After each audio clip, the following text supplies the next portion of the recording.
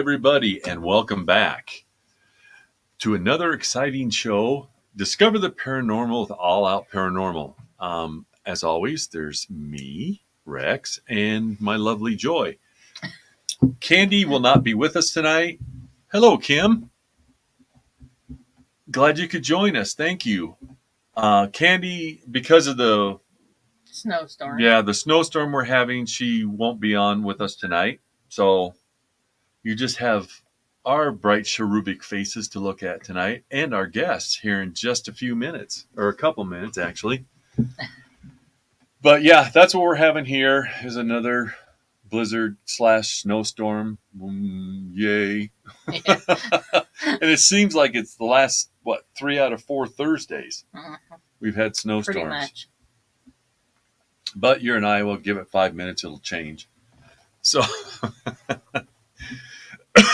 our guest is absolutely fabulous. I met her for the first time 2 weeks ago, and we'd probably still be talking if we didn't stop because she wasn't feeling good. So we'd have kept talking. Enjoyed her so much and asked her to be on the show. And I'm so tired of the snow. All of us are. Amen. So the promo that was made, we're going to play that first, and then we'll bring her up.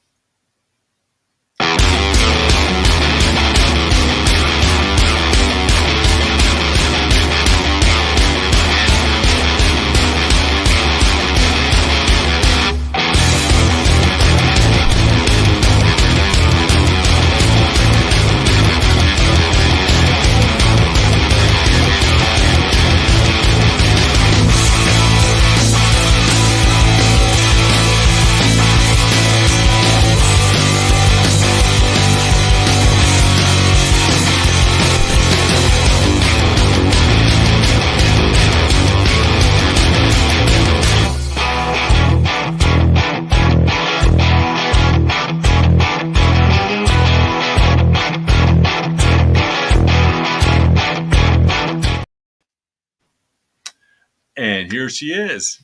Thank you for being here, Kat. Thank you for asking me. You betcha. If you would, tell us about yourself. And you have so many talents in the things you do. I mean, I wouldn't do it any justice, so I'll let you go ahead. Well, my name is Kat Gash. Most of the people within the paranormal community know me as Tabby, just as in a tabby cat. And I am a medium. I've been seeing and experiencing the paranormal since I was probably around 5 years old. And I grew up in a time period where if you saw ghosts, heard ghosts, you were probably maybe a little bit loopy. They would end up shipping you off to an asylum or at least some sort of room in a hospital and shoot you full of Thorazine and consider you to be a real oddball. So I took my time in letting anyone know who I was and what I was capable of doing until I would say my very early teens. And then I only communicated that with my sister, who admitted to me that she had also been experiencing things in the house that we grew up in. And it made me feel better. However, my mother was still very much a skeptic, so I kept a lot from her. And over the years, I allowed myself to open up. Up until then, I really kind of shut myself off. I was a little bit afraid of it. I didn't know exactly what it was because I really didn't have anyone to talk to about it. And so it took quite a while for me to hone my abilities. I don't consider it a gift. Some people refer to it as that. I just refer to it as an ability that I have along with my other senses. And so over that period of time, I learned how to control it. I learned how to protect myself.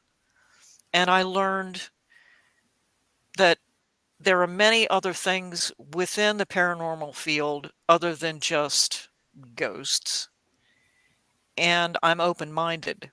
I'm very open-minded to a lot of things. I've experienced everything from just your ordinary ghosts, full-bodied apparitions, shadow people, creepers.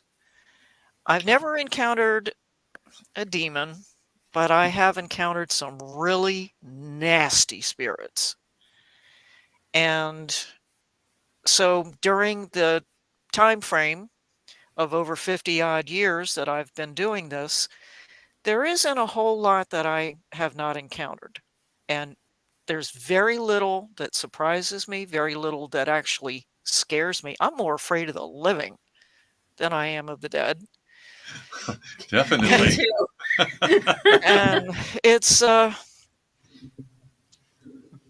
by the time that I got into my 20s, I would say, and I really allowed myself to talk to people about it, I soon learned that there were many people that referred to me as a psychic. And I'm like, no, I'm not a psychic. I can't predict the future. I can't read people's minds. I can't do any of that. I referred to myself as a sensitive. That's what I called myself for many years. And I continued to do that until I got into the 80s, where I joined a couple of paranormal groups because it was the height of the era with the television shows and paracons and everything. I was curious to know what all these people were actually doing, so I joined a couple of groups, and it came about that in all of the locations that I visited with these groups, I realized that there really wasn't much place that I could go to that I didn't pick up on a ghost. I mean, anywhere I go, I pick up on them. And I still continue to call myself just as a sensitive until I met a group of people some years back, and all of the ladies, especially that were also mediums at the time, they just kept telling me, Kat, you're not a sensitive, you're a medium. And I would joke with them. I'm only 5'1", so I would joke with them saying, well, I'm not a medium, I'm a small. You know, what can I say? But they insisted that I stop calling myself just a sensitive, because what I do, I don't just pick up on the energy. I can hear them, I can see them, I can communicate with them. Therefore, they said, you are a medium. So it's only been probably the last 10 years that I actually refer to myself as a medium. And I'm not a psychic medium. People keep asking me, are you a psychic medium? No, I still can't predict the future. I can't do any of that. I'm just a medium. That's it. And I've been very fortunate that I wrote a lot of my personal stories down in a book and had it published. And that book was also published with an accompaniment of some wonderful illustrated, what I would refer to as an intuitive illustrator by the name of Adam Tillery. And Good friend. all of those illustrations went right along with my stories. And I also included my own personal photos along with it. Currently, it's out of stock, but you might be able to find a handful of them, that people are selling, or if somebody else has got a few left over. It's called My Life Amidst the Paranormal. And it was originally published through Haunted Road Media. It is now, there you go. That's it. It's interesting. The top part of that is the house I grew up in. The bottom half is Muckross Abbey in Ireland. So it's a Wow. compilation of two locations. I'm in the process of writing a second book, but I might end up incorporating those stories into an abridged version of that book. and that way it will include the newer ones. I've also been very fortunate that I was a host with a radio show called Journey into the Light Chapter 3, which aired on Para-X Radio. And I was also a host along with Henry Foister, Barbara Duncan, Jeffrey Gould on The Paranormal View, also on Para-X Radio. Both have since gone off the air. Henry retired after 14 years of being on the air, and I wish him well. He's a fantastic person. And now I surround myself with very like-minded people. I don't go on ghost tours, ghost hunts, or anything like that because I really don't feel that it's necessary. Some places I love to go. I would love to go to Waverly Hills, but You you're would. talking about some ducats to go there. Eastern State Penitentiary, I would love to go there. I'm right down the road from Moundsville. I haven't been there yet, but I have been to Trans-Allegheny Lunatic Asylum 3 times, and Oh, that sweet. place is incredible. That's whew. So, there you have it. There I am. I'm married, been with the same man for how many years is it, honey? But we actually met 52 years, 6 months ago. So I've been with him quite a while. Wow. And we don't have kids, but currently we have 9 cats. And That's every cool. now and then you'll probably see one, like right back there. Yep. Yep. Got to That have the fruit babies. yes, that's Finbar. His name is Finbar McCool. Oh, yeah. I met him last time we were talking. Yes, Finn was there. Yep. So there you kind of have me in a nutshell, who I am, what I do, what I've done. So pick my brain. All righty. Hello, Phoenix. Thanks for joining us. Robert, Tina, thank you for being here. Please hit the like button, smash that heart button for us.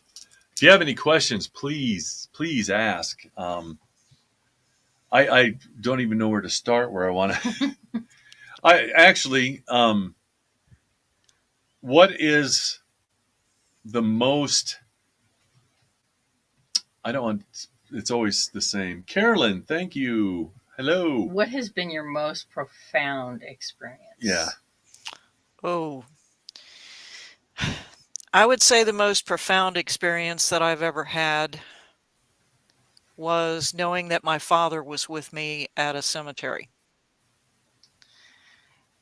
And that not only helped me to heal the passing of my mother, but just knowing that he was with me because I needed the comfort and everything. That was the most profound. I've had some incredible additional experiences, but that one was it. I imagine that would be. Yeah. Wow. Can you you were telling me oh, you told me we were talking about so many different stories. I'm trying to go through the Rolodex in my head, backing it up here. Oh shoot. Gettysburg. You were telling me you had some great stories about being there and the spirits you encountered. Hmm. Could you? Yes, I'm in between Gettysburg and Antietam, and I visit both of them quite often. I visit Antietam more frequently because there's less tourists there. But yes, Gettysburg has some amazing things going on, and I don't mean to go into certain places there, like the Jenny Wade House and the orphanage. For people like myself who are attuned to spirits, you can go anywhere on in that area. And I won't call just the battlefield because Gettysburg itself, the town itself, is actually the battlefield. They fought inside the town. So for people to assume that just the fields with all the markers and all the monuments is just the battlefield. The whole town was the battlefield. And you can go anywhere in that town and pick up on the spirits. And it's very sad to go onto a battlefield because the spirits that are there, they were they had their lives cut short so traumatically and so horribly that a lot of times they're unaware that they're even gone. And for those that are intelligent spirits and you can talk to them, see them, hear them, it's very sad sometimes to hear some of their stories Oh, I can where they imagine. tell you that they want to go home. They miss their families, they miss their loved ones, or they even talk about their injuries. They talk about their own deaths and how it happened. Right. And then you have your residual hauntings where they just walk right past you. They're totally unaware of you. And I've seen quite a few of those. And Antietam is very different. It has a whole different energy than Gettysburg, mostly because I would say that the better part of the visitors to Antietam go there for the history rather than the paranormal. Gettysburg, yes, you have your big tour buses, you have school field trips, that sort of thing. But there are so many places up there that deal with the paranormal. They sell paranormal equipment to do investigations. They sell all kinds of new age things. And they, of course, have a half a dozen places where you can go on ghost tours. And they just take you to certain spots all over the battlefield or in town. Sharpsburg / Antietam is very different. They only have a handful of things about ghosts, and it's usually around Halloween more than anything else. Right. They would prefer that Antietam was looked at from a historical point of view. So whenever I go to Antietam and I talk with the spirits that are there, they're very much wanting to talk to you because nobody really does. Right. So the energy is very different between the two battlefields. Gettysburg has a lot of live energy, from live people. And depending on when you go there, it can be so crowded that you can't even find a parking space, let alone get out and walk. Whereas at We were, Antietam, we were there. you can go anywhere and be able to park and go around. Even this past year, during the anniversary of the battle, I went down there. I was able to find parking spaces everywhere. It was hot. I mean, I had sweat dripping off of me. I drank like 4 things of water while I was down there. But for me as a medium, battlefields are some of the saddest places because of everything that happened. That's true. And you have to treat them with respect. Oh, You have to absolutely. go to these places and treat them with a great deal of respect. Yeah, we talked about that too. Oh, here's a question. Do energies ever come through Insisting. insisting Yeah. you help them, like obnoxiously? I can't say that. That's right. Oh, yeah. Oh, yeah. I have a couple of spirits that visit me here in my house. And it's almost like they're knocking on my head. And I say, hey, hey, pay attention to me. Hey, hey, I'm talking to you.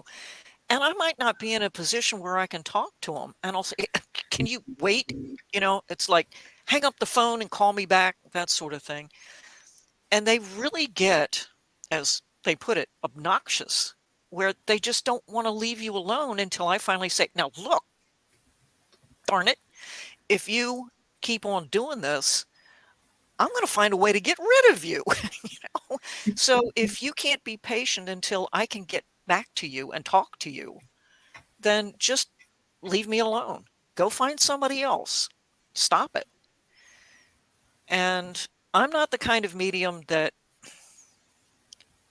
does what I would call helping the spirits. I will talk to them and move, Finn. I will talk to them and I will allow them to talk to me, ask some questions. If I can help them just between them and myself, yes. But as far as like notifying kin, family, friends, and passing along information, no, that's not what I do. I am not a reader. I'm not a medium as a reader. So if somebody wants to get in touch with a relative, sorry, that's not what I do. If your relatives want to come to me, I'll be willing to listen and pass along something, but I'm not going to stand there and call out for someone. I'm a little leery of doing that because you really don't know if they're the ones that are really getting in contact with you. Exactly. And in case I happen to not feel well or something else is going on in my life that I can't really focus very well, I could open up a door and not be able to shut it properly. So you really have to focus. You really have to be there for a spirit if they want to talk to you. But yes, I do have them being obnoxious. I got one that likes to bother my cats all the time. And I had to tell him, look, I don't care if you're around, just stop poking my cats. I don't care if you're here in the house as long as you stay out of the bathrooms and the bedroom. The rest of it, I'm good to go. No problem. We have another question here from Carolyn, I think it's more like a comment. or comment. Carolyn says, I feel spirit around me all the time in my home. I see them out of the corner of my eye. When I look at them, they disappear. That happens quite often. And I think, and this is just me, this is my theory, because we humans have a very limited peripheral vision. We can only see just so far beyond where our hands go. When we see something out of the corner of our eye, it's because of the way the optics are working. So sometimes if you see something out of the corner of your eye and you go to focus on it straight on, the optics change position. Something is off.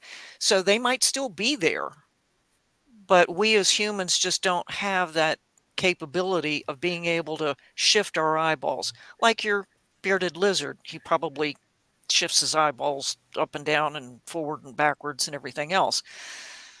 Mm-hmm. So for her, if she sees something out of the corner of her eye, just leave it there. And if she wants to try and reach out to it, try to talk, find out who it is, just be very careful and not always believe everything you hear. You need to get Right. verification. So if this person that they're seeing claims to be a relative or a friend or a loved one that's passed on, you get confirmation first. You ask them something that only that person would know. Because I have Right. had spirits to come to me and they are not who they say they are. And you have to be very leery about that. Right. Exactly. And don't assume everything's a child. Yes. Oh, Yeah. or that just because it is a child, it's got to be somebody nasty that Mm-hmm. is portraying themselves as a child to get your Right. attention or to get your trust. Mm-hmm. No, that irritates the dickens out of me. Yeah. Because you hear that all the time. Oh, it's a little girl. I know it's a little girl. And I said, how do you know? I said, they can disguise themselves and Yeah. let you hear what you want, and they'll do. They're hearing you, and they'll do just to get towards you. Oh, yeah. Well, since Yeah. I don't have children, never did, I don't get along well with actual child spirits because I just can't really relate to them all that well. So if I Right. go into a location that is known to have a child spirit, I can almost guarantee you they're not going to talk to me. They're going to end up talking to somebody else because they know they can sense that I don't know how to talk to them. Right. So if I go in there and I feel somebody tugging at my pants leg or grabbing my hand or something like that, and I know that it's a child, that I can feel it and sense that it is a child, I'll have to let somebody else know, hey, can you take care of this? Because just can't do it. And they will. And that's how people work together. But yeah, don't assume anything. Get verification first. Mm-hmm. Exactly. If I could spell. I'm just I'm sending Dave a message here. So So yeah, yeah, you can talk to her. It's allowed. I he's such a turd. I'm actually sending him some of the um, photos that I've caught over the years, and I just wanted to, if we can, bring them up and see what you see in them and discuss Okay. them, if that would be okay. Sure. Okay, Dave, I hope you heard that. Did you send it to me in Facebook? Messenger. Okay. There should be 4 of them. I'll send you some more. Like, that's what I was doing. I'm going, well, you know what? I've never, I actually, since we've started the show, we've never shown anything that we've over what? Well, we started with my sons in 2011, and I have a lot of stuff, but we've never brought it up on a show. And for some reason, I really would like your opinion and what you see on some of this stuff. I mean, Okay. I don't put anything out there.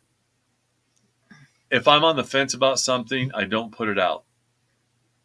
You know, I keep it in my archives, but if there's something that I cannot explain in any way, shape, or form, am I crowding you? Well, I'm a big man. I know. I'm over as far as I can. But when I put out something, it's something that I've gone over, either my sons have gone over, Joy has done a few with me. I caught a photo bomb on him. Yes, caught a photo bomb. I was having pictures taken of me, and she did. He didn't even see it.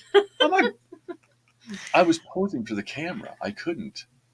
I was, Yeah, but even after no. the picture was printed, you should have been able to see that. I wasn't looking for anything in it.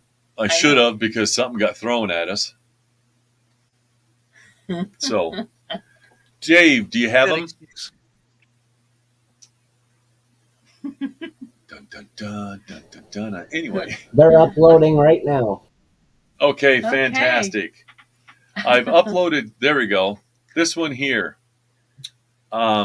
Is at a state park I went to, and I'd heard one of the deputies told me that an individual back in the 70s had hung himself in the trees in that state park, and he was naked.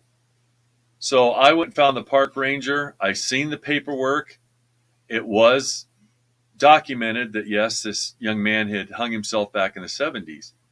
I said, can you take me to the area in the park where he hung himself in the trees? He goes, absolutely. So we walked down there. And when I do my spirit photography, my rule of thumb is 5 pictures in a row. And the first 2 pictures was the family here having a great time. The third one was the figure that shows up in the center there.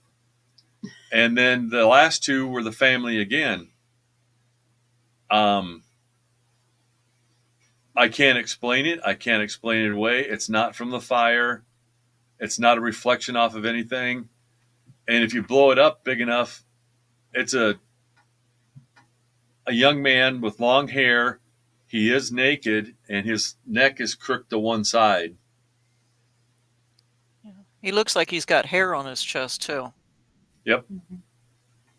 And I can't I did not tell the family what I'd caught because I didn't want they were having way too good of a time. You already traumatized the poor park ranger. Yeah, the park ranger went, you just did not take that picture. He goes, I don't care what you do. You can go wherever you want, but I'm not going to be with you any longer.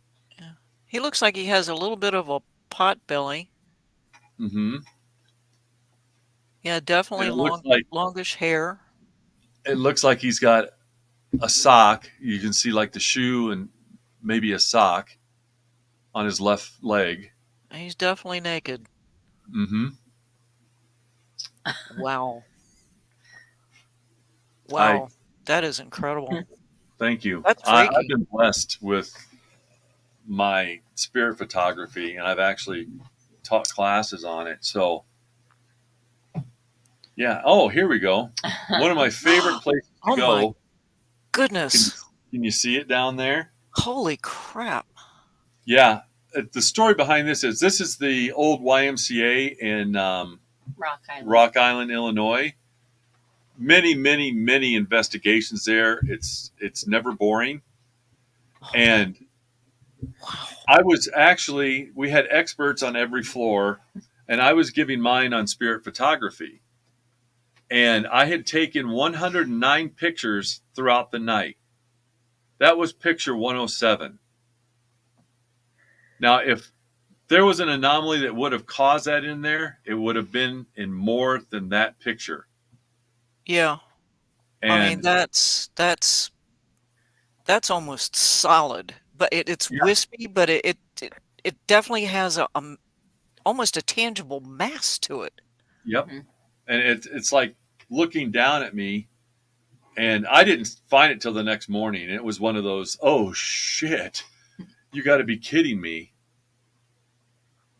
Now, see, something like that would, yeah, See, there's the picture before. yeah.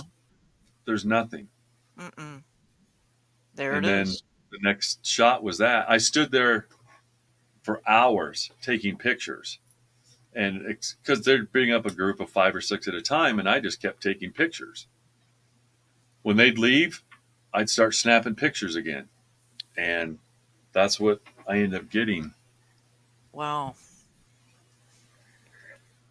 This one here. Oh, that's Yeah. freaky. That's giving me chills. This was a house that we went to. It was a private home. And as we're sitting at the kitchen table getting equipment ready, this was the new section of the house. And I had taken 5 pictures in a row, and I felt something because that's where you come in now is the new room to get in the house. And I felt uncomfortable when I was in there. And so I was sitting there snapping pictures, and this figure, you can see him or it or whatever the spirit may be peeking around at us. And we could feel him there. He was not happy that we were there.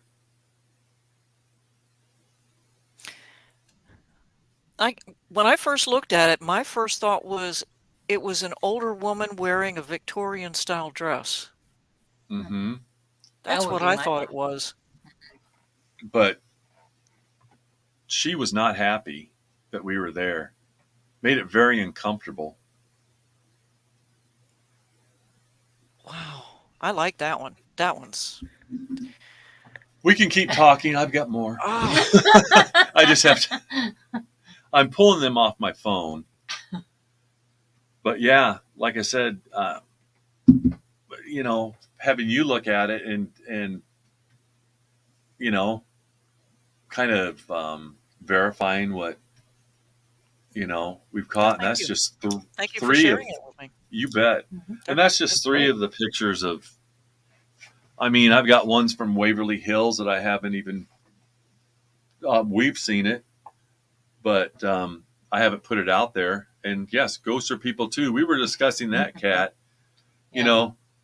You treat them with respect. You talk to them just like we're talking now. And just because they're not flesh and bone anymore, they still react and still have feelings.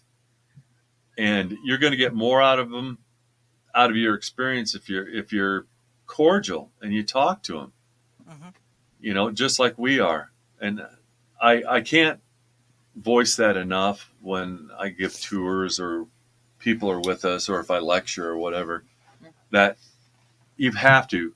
And the people that provoke, that's, I think that's really dumb. It can be not, it's not only disrespectful, but it can be very dangerous too. Mm-hmm. Exactly. And Because my saying has always been that if you are an a-hole in life, you are still one in death. Mm-hmm. absolutely. And if you run across one of those, you could be poking a hornet's nest if you get in their face. Absolutely. Now, when you run across a spirit that's a bully, now that's a whole different story. But when you go into a location that is known to have a spirit that really is not nice, they can and will hurt you in some Hmm. way, whether it's physically or mentally or spiritually. And those are the ones that you have to protect yourself with. And they're the ones that you try to avoid contact with as much as possible.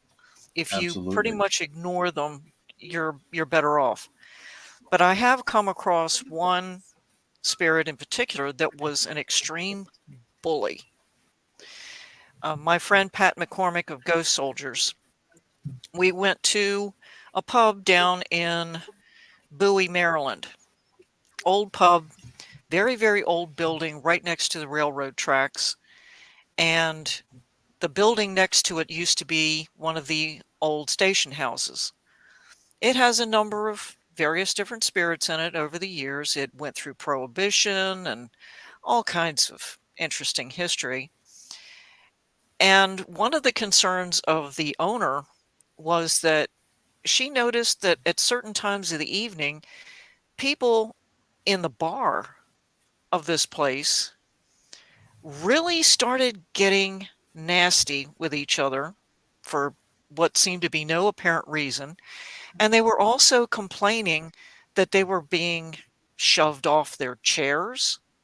They were being shoved behind the bar. And of course, when you get shoved sitting in a seat, you might look over and say, "Hey, what the hell did you do that for?" And the person next to you would be like, "Hey, I didn't do it. What are you yelling at me for?" And the next thing you know, people are, yelling at each other and accusing each other. So we were brought in Exactly. to find out about this person in the bar, as well as a couple of others. But this one in particular, Pat was in the dining room area, and I just casually walked into the hallway that led to the bar. I didn't go down in there, but I just looked down the hallway and I picked up on him immediately. I mean, I'm talking about a big, tall dude, well over 6 feet tall, not very brawn, but just a large, large man. And he called me a whole bunch of names. And I'm like, okay. So I walked back and I told Pat, this guy in the bar, we're going to have our hands full with this dude.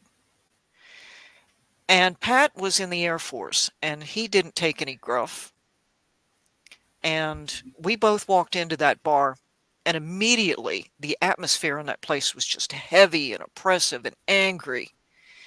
And he got up in my face because I could see him and hear him. Pat couldn't, but he could feel him.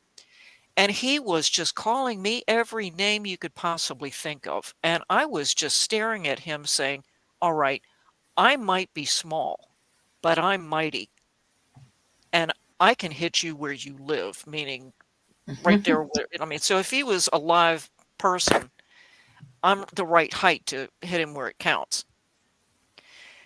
And Pat was yelling at him, telling him, "You've got to stop this. I don't know who you are, why you're here, but you're disrupting things. You're nothing but a bully, and you need to leave out of here." And he just kept telling Pat F you, F you, F you. And that made Pat even angrier. And finally, between the two of us, we stood there. Pat brought on every known spirit, good spirit that he could muster to his aid. I put my protective bubble around me, and between the two of us, we let this guy know that he was out of there, that it was not going to be tolerated any longer. And when we both ganged up on this bully, his spirit literally backed down the hallway toward the kitchen area as fast as he could go. I mean, it was just like one of those tunnels where he just went whoop, straight down the hallway. And a couple of weeks later, Pat talked to the owner, and she said that she hadn't had any problems in that bar after that. It's like he just decided he had made himself at home there, but we told him, you're gone. And I guess that's just kind of the way I am. You don't get up in my face. You know, I don't care if it's live or dead. You're going to end up getting me riled. Believe me, you're going to get me riled. And a spirit is no different. Live or dead, No. You're not going to bully me. Ain't going to happen. We were, well, I don't know if we'll bring it. We'll talk about that. Well, why not? We did an investigation last week of a place in Washington, Iowa. It was an Airbnb, and a lot of activity just from the time we walked in until the time we left. Well, when we finally decided that we were going to call it a night, so we picked which room we were going to stay in, and we get into bed, and we're getting ready to go to sleep. And as soon as you doze off, it was a child that kept trying to wake us up, crawl in bed with us. And so you'd wake up, and you could hear little, like a child on their tiptoes walking around the bed, and it went on all night. We never really got to sleep. And it was funny because it was like a kid on Christmas morning. Wake up, come on, you gotta get up. Santa's here. That's sad, though. I always find child spirits to be very sad. Mm-hmm. And it was... This one was very playful. Yes, extremely. And it was... Oddly enough. Have you ever been visited by an animal spirit? Yes. Mm-hmm. In the house. Mm-hmm. Yep, my dog. I don't want to talk about. Oh, sorry. He was hear his toenails on the floor. Could hear toenails on the floor, and him. I knew it was him. His tail thumping me against the leg, and he was just the greatest dog I ever had. It's comforting. I find it comforting. I've been visited from, a number of my pets in the past, and I find it very comforting. And I keep telling people that when I die, if I go to heaven, if there is a heaven, and I end up going there, if my animals are not there, I ain't going. I'm coming back. No, I am not going to go if my pets aren't there to greet me. No, we're going to take a quick intermission. Okay. We got a question that we'll get to when we come back, but it's a very short intermission. So if you need to go powder your nose, get something to drink, this will be the time. We'll be back in just a couple minutes, everybody. Stay tuned.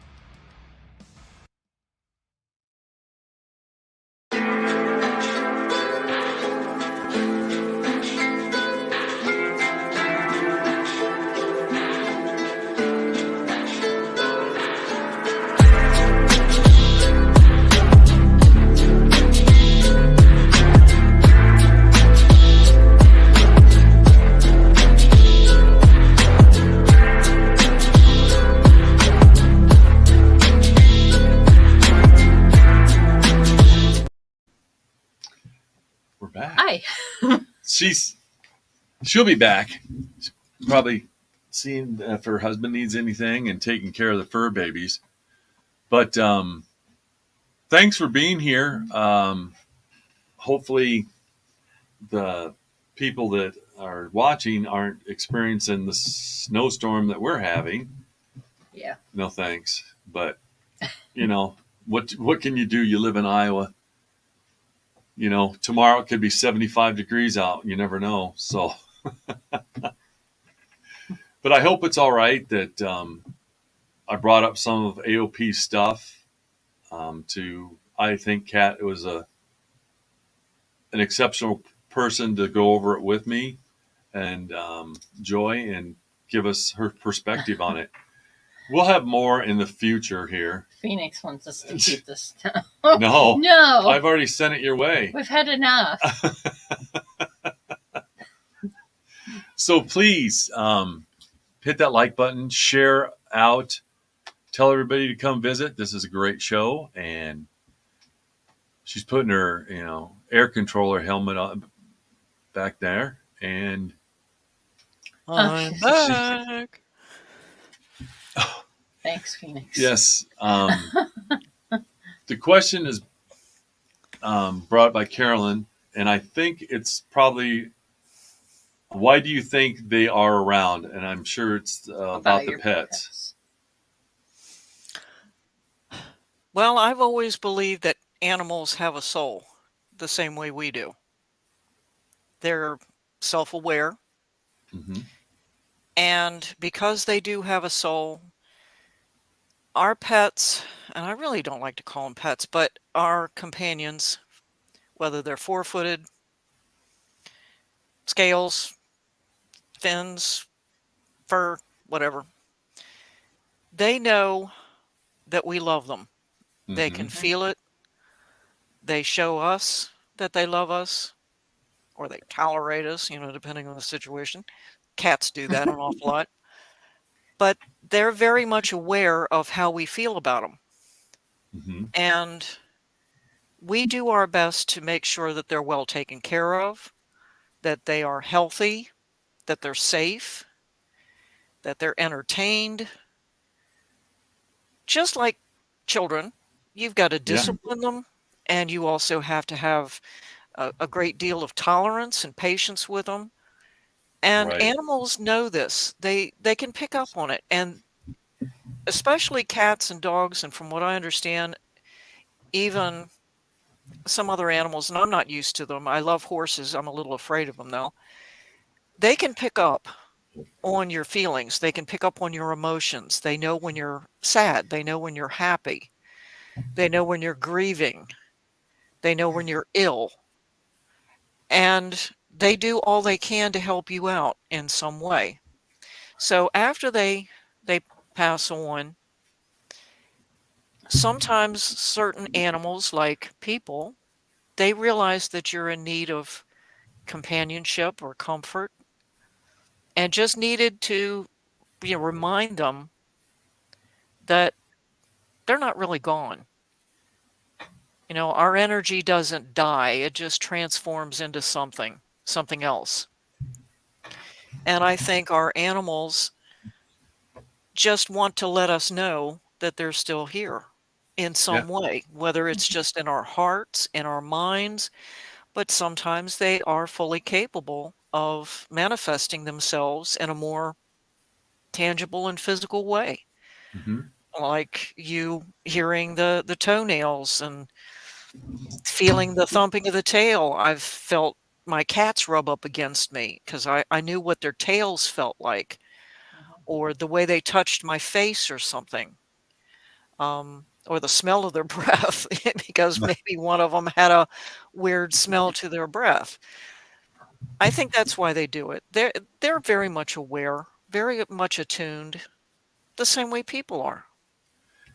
You don't have to be sorry, Carolyn. That's our mistake. She said, I was asking why all the spirits are around. Oh, that's a loaded question. How long of a list have you got? Right. I mean, I don't think that there is a book that could handle all of the answers to that, because why are we here to begin with? A philosophical question. Why are we Right. even here? Why do we exist at all? Why do we have a consciousness? Why do we have a soul?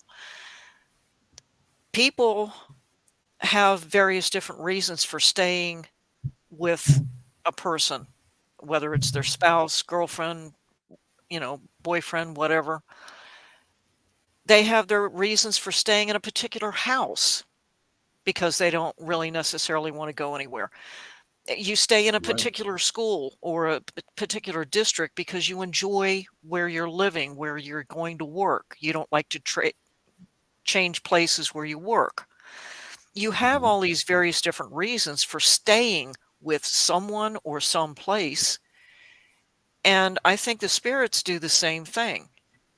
They get just as attached to a home or a person or a thing the same way we do when we're alive. We get Mhm. attachments to animals, to objects, and especially a home that has been in a family for generations. It's their legacy. It's something that they've passed down from generation to generation. Or it's a home that you've experienced either a great deal of joy or a great deal of pain. Or it could just be some selfish SOB that just doesn't want to move on. You have Exactly. so many reasons. Whenever I hear that catch-all phrase, spirits are here because they've got unfinished business. Business. Oh, I Or hate come they're that or too. they're on. trapped here. Seriously? Yeah. Or they're trapped. They're Those are the not two trapped. phrases that I absolutely hate, because there isn't a person alive that doesn't have some sort of unfinished business when they pass away. Right. So that's absolute malarkey to think that the only reason that you would come back is because you've got unfinished business. You could spend the rest of your eternity apologizing to people if you think you've done something wrong. Right. Or the idea that you come back, uh, Uncle Ivy comes back because he says, "Oh, well, I hid half the fortune in the backyard underneath the rose bush, and I needed to come back and tell somebody about it." Seriously? No. Yeah. So Exactly. no, but yeah, fill a volume of the reasons why people come back. Me, I'm going to come back and haunt the living out of some people just because I'm ornery and I'm going to do it. He says the same thing. Yeah, She's hey, gonna come back and haunt me. Well, she likes you. I, Evidently, yeah, I told a my bit husband more I than would do. most. Yeah, if I go before my husband, I told him, I said, I'm going to come back and haunt the living out of you. there you go. Why? Because I can. Exactly. Exactly. And Going why to not? enjoy it. Yeah. And I then there's sent. going to be other people that will say, "Hey, Kat, are you going to come and talk to me?" And I'm just going to sit there and say, "Mm-mm. There's nobody I wanted to talk to in life. Why would I want to talk to you in death?" No, I'll come up and slap you in the back of the head, but Yeah, I'm I'm I'll coming throw back some for shits and ectoplasm giggles. at you, but that's about it. This, Just to mess with yeah, people. I'm coming back for shits and giggles just to mess with people. Exactly. Exactly. Well, if you would like, I sent a few more pictures to Dave, Ouch. and I get it. Excuse me okay, for a minute. you got a cramp. Yeah. Okay, fight through it. Okay, here's the one that photobombed me, You can see the and nose, the yep, eyeballs. yeah, it was, and that's at the old YMCA in Rock Island. I had a friend of mine doing a photo shoot for me, and just before I believe this face was caught, we heard something in the corner she's looking around. There's a little room that's got um, there's a door to lead out that isn't used anymore. There's a window, and there's a bunch of nuts and bolts and stuff like that on shelves. All of a sudden, we heard something, and it hit the floor and roll clear down to where we were at. And it was a nut, a big one, and there's no way that where those were at, they were in a container. So something physically picked it up and threw it, and then I believe that's when this individual decided to photobomb. Looks kind of stern. Yes. His mouth is real bunched together. Got a very narrow nose. Mm-hmm. Yeah, he looks kind of like, "May you get out of my space," sort of thing. Yep. Yeah, I don't think I would want to meet that thing in the dark. No. Exactly. This one here is the first time we bought a full spectrum camera, and one summer all we did was go into cemeteries. And this is the very first picture I took with the full spectrum, and you can see the figure standing there. So it looks almost like they almost have their hands on their hips. Not quite Mm-hmm. hands on the hips, but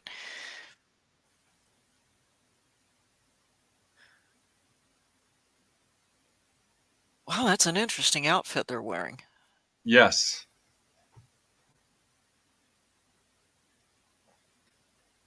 Wow. It So looks that was almost probably 2012.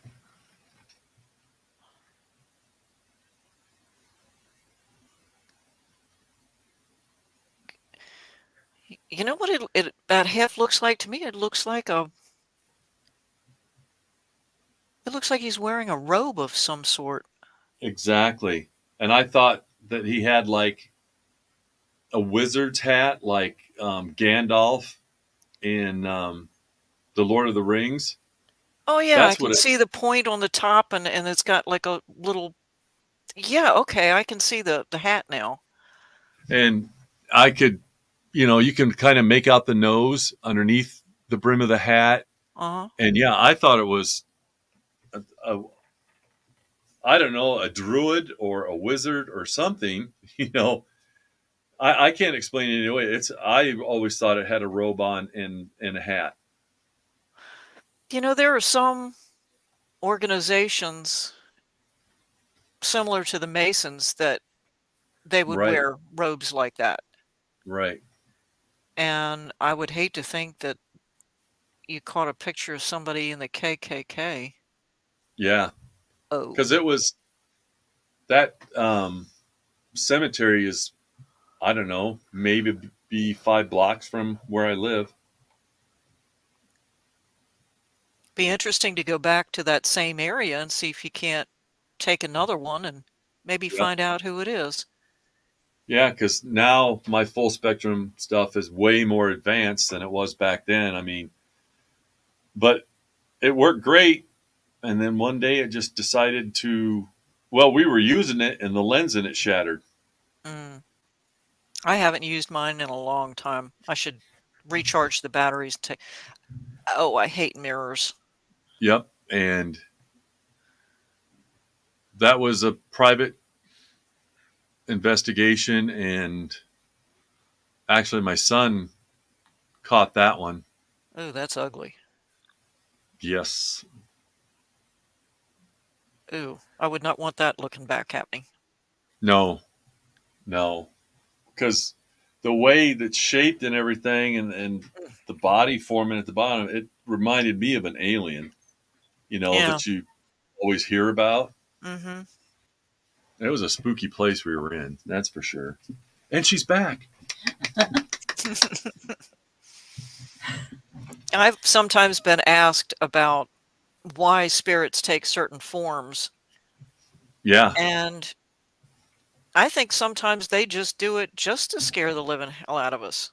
I really do. I think there are some that know perfectly well that the shape that they're taking scares people, and Right. they actually enjoy it. They enjoy looking the way they do. And then unfortunately, I think there are some that look horrid.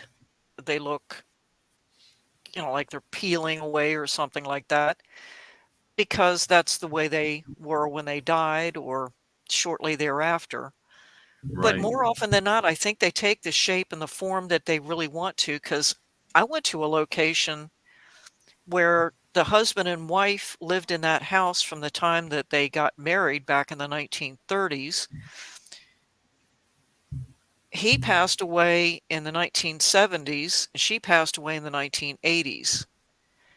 But yet when I saw them, they were a young couple that were Mhm. wearing 1930s dress. Shortly after they got married, moved into that house. That's the way they came back, and that's the way I saw them. I didn't see them as old people and the way they Mhm. died. I saw them together as a young married couple starting out their life wearing 1930s garb. And That's that's the way they want to look. yeah. And Probably their happiest moments too. yes, So yeah, yeah. they were together again, and that was the Hmm. happiest time. So yeah, I think they sometimes choose how they show themselves to us.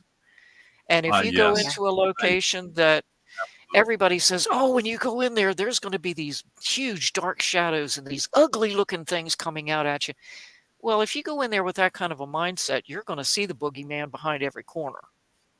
You're going to see something exactly. that is really going to look awful no matter how you do it.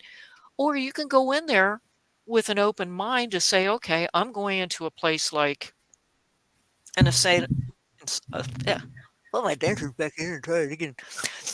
Um, going into a place like Trans-Allegheny or something, Right. and the first thing that you think of is, "Oh, I'm gonna see all these screaming banshees running up and down the hallway with, long flowing white robes or something because they're insane and pulling out their hair and whatnot," instead of seeing them as people. Hmm. So you go in there with a particular mindset, and that's exactly what you're gonna see everywhere you Yeah. go, instead of seeing what's really there. Yep. And so people who look at like the photographs that you just showed, some of them will look at it and say, "Oh, well, all I see are leaves. All I see is this." I looked at them, and the first thing I saw was just the shape. And then as soon as I let my eyes focus to it, instead of looking at it thinking, "Well, I'm going to see a ghost, or I'm going to see this, or I'm going to see that," I did see it. And it wasn't frightening to me except for the one in the mirror. Yeah. The others were okay, but that one in the mirror, oh, that was, yeah. So please, people, wherever you go, I don't care where you go, just don't go in there with a preconceived notion of what you're going to see and what you're going to hear, No. because you're either going to freak yourself out and it's not going to be a good experience, or you're going to go in there with all of these expectations, and if it doesn't happen, you're going to come out and say, "Man, I paid money for that." Yep. Sorry, ghosts don't perform on cue. It just does No, not they happen. don't. Nope. I've gone to places where you're sitting or walking around for 6 hours and there's been nothing, Hmm. and then when you think the night's over with, you're going to start, going to call it a night, then yeah.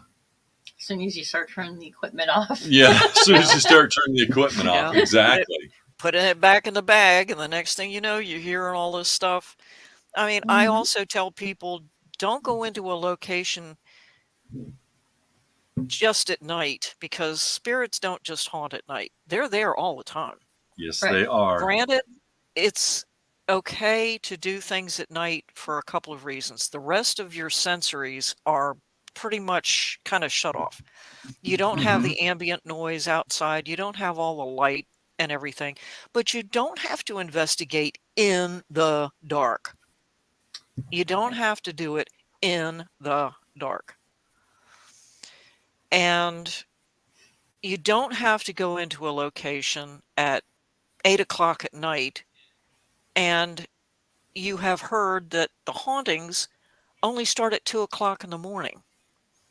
So you go in there at 8 o'clock at night, and you sit there for a couple of hours, like you said, with nothing happening, and they get all upset. Well, nothing's happening. Oh, heck, I'm gonna go ahead and leave. Well, if the activity starts at 2 o'clock in the morning, stay until 2 o'clock in the morning. It might just be residual. Exactly. Yep. And the spirits don't know that. They don't know that you're sitting there waiting for them to do anything. They're going to do what they're going to do when it's time for them to do it. And Yep. it just irritates the dickens out of me when people do that, where they just automatically assume that every place you're going to go, there's going to be activity, and then get so disappointed when it doesn't. Just happens when it happens. Period. Right. Okay. This here, what do you see in the window? I see somebody with dark hair, and I can see his shoulder. Yep. And they're looking is off that a to place? That's Yeah. a room in the back. You can see the molding up against like a door frame or a Yep.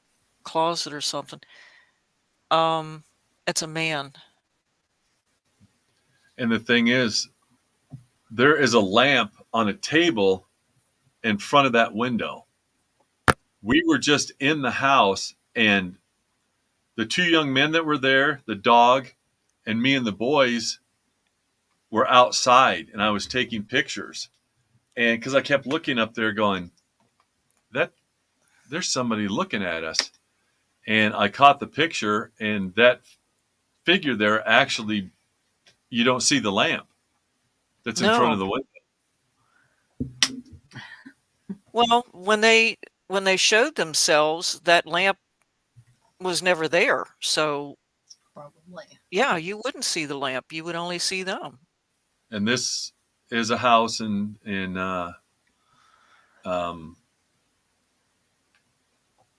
yeah, I don't want to give it away because now people have tried to break into it and all sorts of things. We were lucky enough.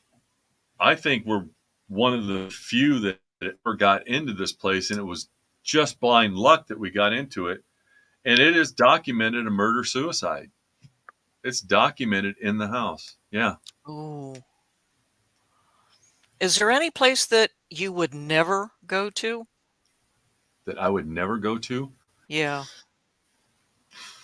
Out of all the places that have been advertised and shown on TV and spoken of, is there any place that you would not really want to go to, that you would never want to go to? To be honest, no. Wow. No. I will never go to the Valeska axe murder house. No. We were just there. You couldn't get me to go there. Oh, yeah. Mm-mm. It's something else. Nope. It is something else. You'd have to pay me a whole lot of money instead of the other way around for me to go in there. No. Mm-mm. There's some places not happening. Yeah. Uh-oh. I can see that. I mean, it's Ooh. Morgana. Is it all, such a horrible thing happened there and it was never Solved. Okay, I was trying to look at it sideways. Oh,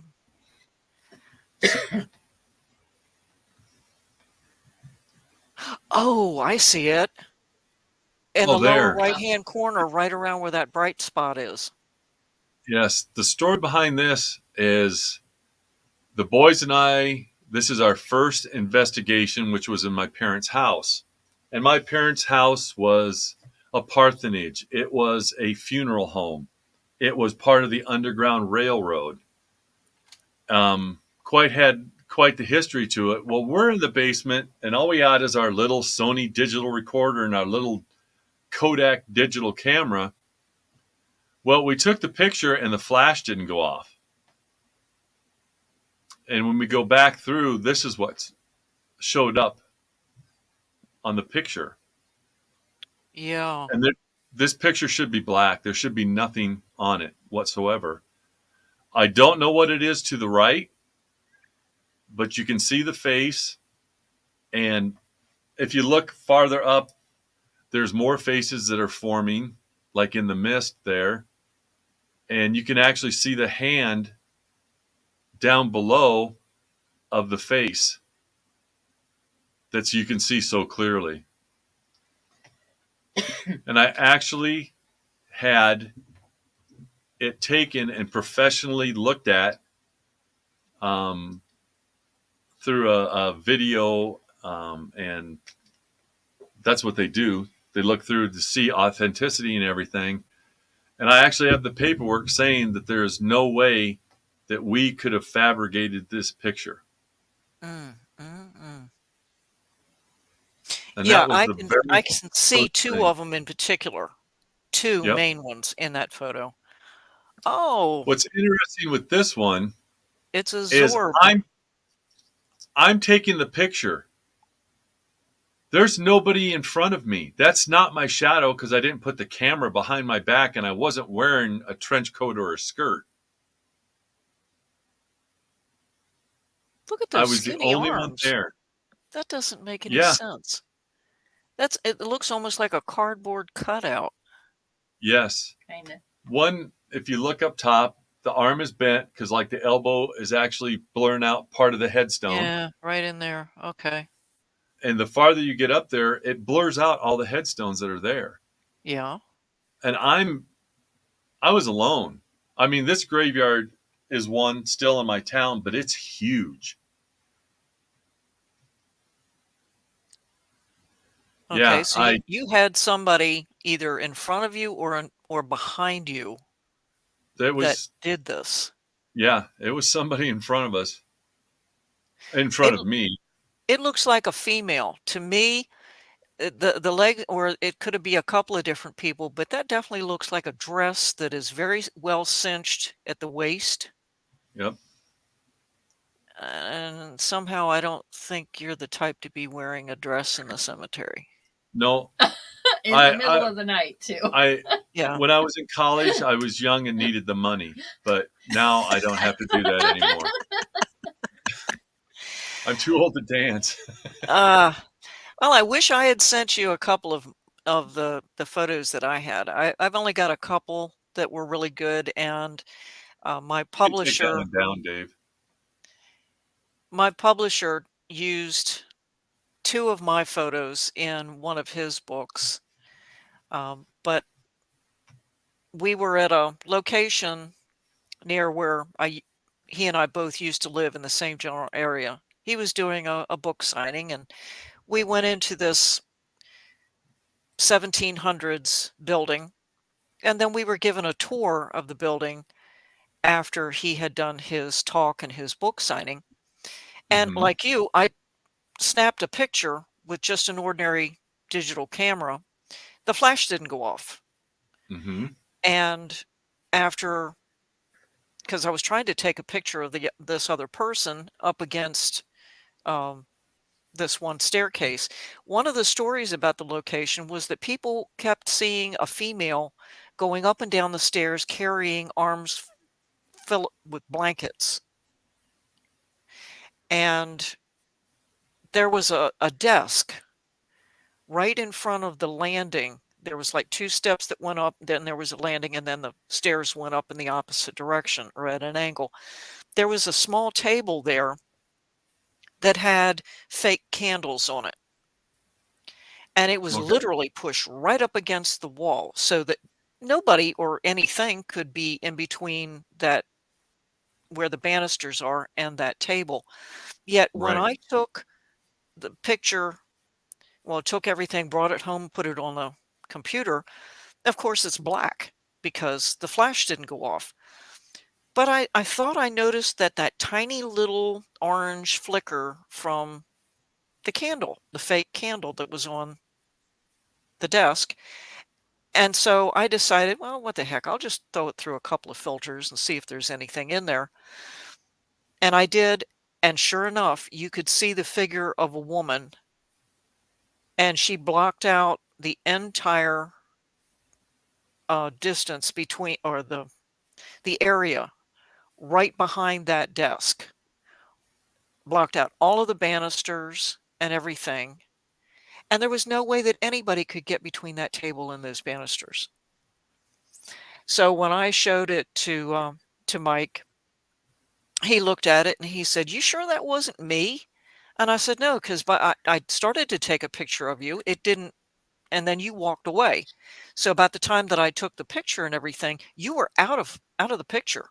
You were already across the room." And I said, "Besides that, how could you get between the table, and you don't have long hair?" You know. So he blew it up and looked at it, put it through a filter. And sure enough, you could definitely see this woman in this picture. And so he put it in one of his books. Mm-hmm. And I was very pleased about it because I had sent him a copy of the photo to let him know, hey, look at this. This is what happened when you and I were there. So he put it in his book, and I'm very pleased about that. But I've That's had a lot of interesting things to happen. I don't get a whole lot of photos, and it's unfortunate. I don't know what it is. I just I don't know why I don't get a lot of photos. I don't get a whole lot of EVPs.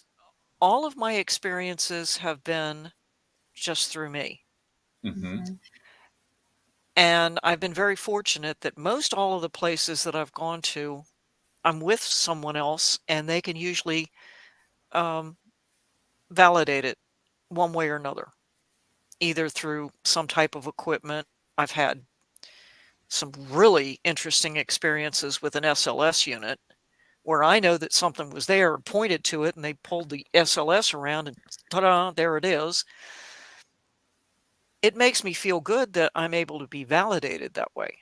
Right. And so when people go into locations just by themselves and they get photos and EVPs and everything, that's fantastic. Like what you did in the cemetery. When stuff like Mm-hmm. that happens, you can't explain it.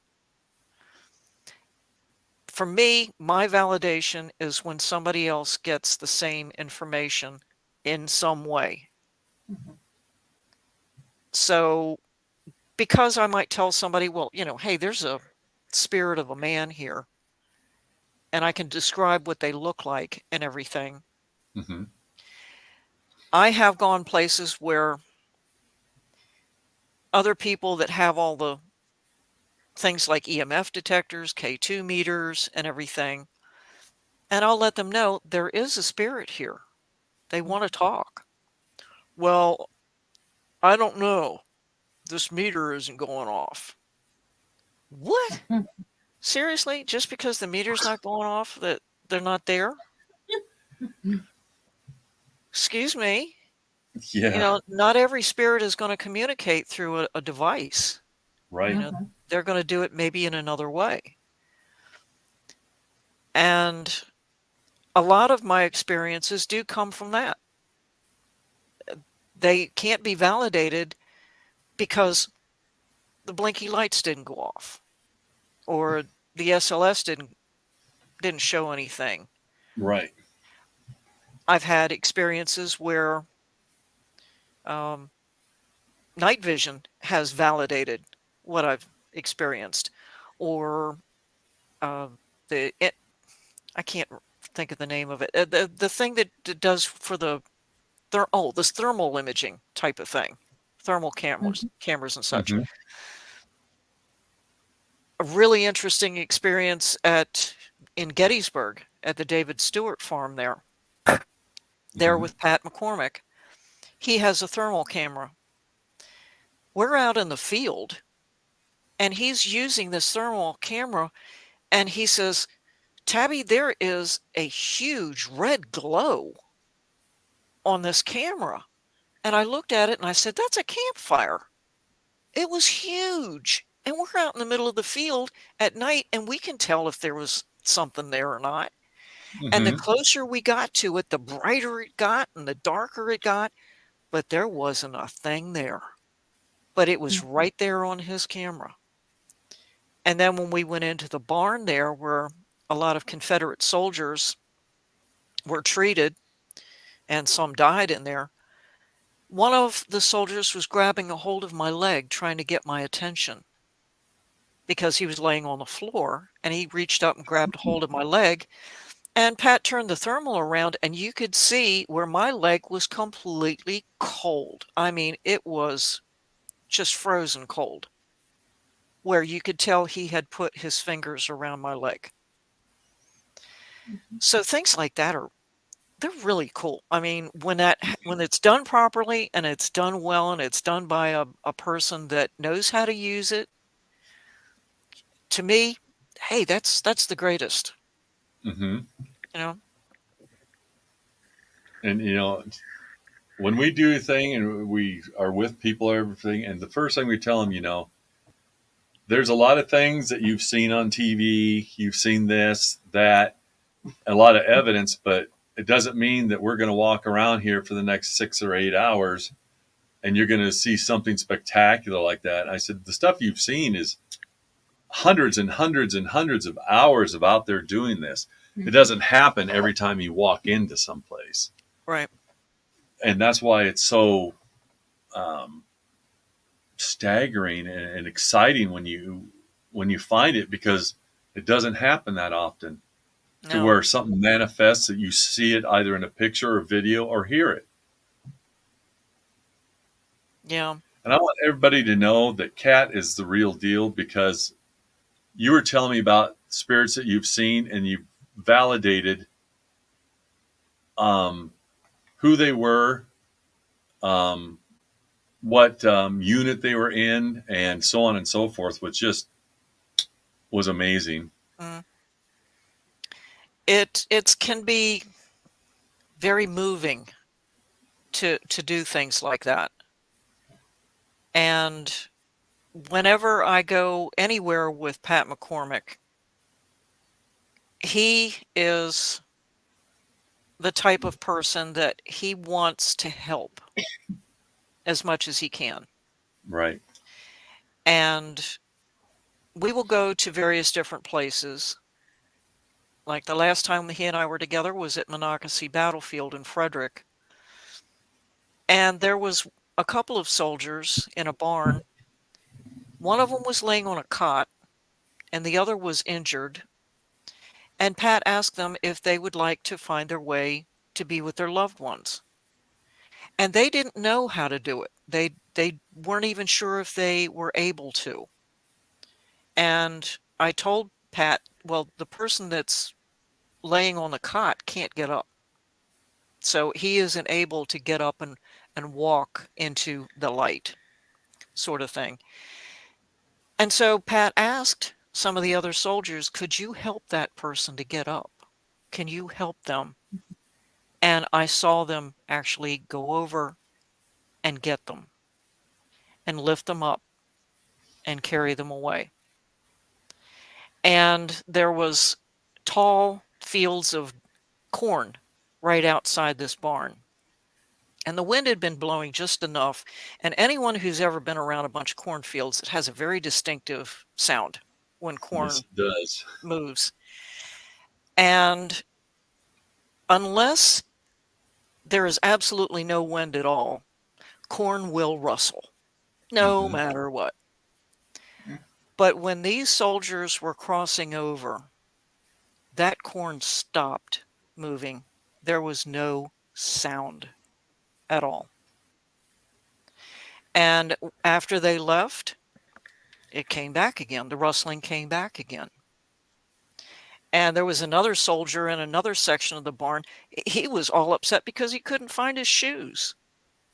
And all he kept doing was running back and forth, and it looked like he was looking under things, like under people's backpacks and their, blankets and everything, trying to find his shoes. But he was totally unaware of us. He had no clue that we were even there. But yet that's what he was doing. And it was sad, though. Here he was, a soldier, Right. and looking for his shoes, and he didn't even know he was trapped in this loop in time, looking for a pair of shoes. Right. So we couldn't talk to him. And I've been brought to tears by things that I've seen some of these soldiers when they're trying to cross over. Like one soldier, or one farmer noticed that there was a whole bunch of soldiers going in, and he says, "Hey, I want to go too, but I need to bring my horse." And I said, "Sure, bring your horse. If that's what you need to do, you bring the horse, if that's what you want to do." And then there's other soldiers that flat out won't go. They just flat out refuse to go. Maybe they don't have anywhere else to go. Maybe they feel comfortable where they are. And so Pat might try to cross over, as he refers to it, as a bunch of soldiers at Antietam, where there was maybe about 100 soldiers in that general area. And once he opened the portal and it got closed, he looked at me and another person who's a medium and said, "Well, how many crossed over?" Because he didn't see them. He can't see them. He can feel their energy, and that's all. And both of us said, "Well, maybe about 20." And he's like, "What? Only 20 out of about 100?" And I couldn't think of any real reason why these soldiers would not do this. But then after I got to thinking about it, and I said, "Pat, can you tell me who these soldiers were, what regiment they were?" "Well, they were part of um, part of the Irish Brigade." And I said, "Okay." "Irish, Catholic, mostly Catholic. And here you are, a Protestant, not wearing, the collar and the rosary and everything, telling them that you have the ability to send them into heaven, into the light, to be with their loved ones. Sorry, they're just going to look at you and say, 'You're not my priest. You don't have the authority.'" And they're not going to do it. Yep. Mm-hmm. And he suddenly thought about it. He says, "I never even considered that." He says, "The next time I come down here, I'll bring somebody who's ordained and see if they can't do it." Right. So anybody that seems to think that they can do this and the spirits are going to listen to them, there's always a reason for them not listening to you. And there has to be a darn good reason for you doing it in the first place. Yep. Your intent is all that matters, is your intent. Right. And like we started out the conversation about provoking, going into a location and insisting that you come out. "Oh, I've heard that you scratch people and you do this. Well, why don't you do that to me?" Well, heck, if I were the spirit, the first thing I do would be to come. You'd end up with a broken nose and a black eye. You ask for it, I'm going to give it to you, sort of thing. Exactly. But if you go into a location with respect and with good intent, even a bullied spirit is going to respond to you. Because Right.